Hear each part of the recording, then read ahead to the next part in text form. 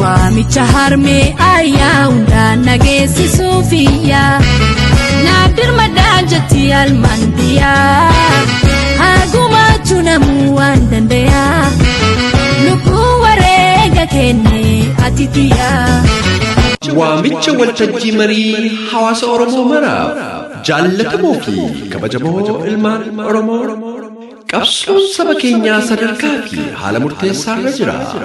Haala kanaa fi dhimmoota fardii irratti adda bilisummaa Oromoo marii hawaasaa qopheesseera.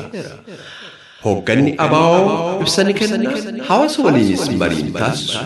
Qabsoon saba keenyaa ofirratti hirkannoo fi wareegamaan as gahee jabinaan itti fufsiisuu galii eegamu dhaqqabuu qaba.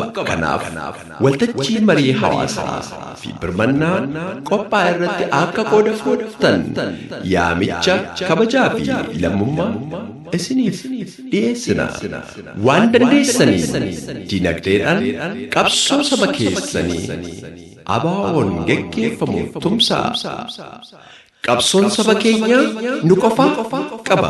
Galii kaaneef dhaqqabnee wareegama ilmaan keenyaatti kabajaa haa horru. Guyyaan fulbaana 5 bara 2020 akka lakkoobsa Washington DC sa'a 3 waaree booda toora zuumiidhaan mariin ni taasifama.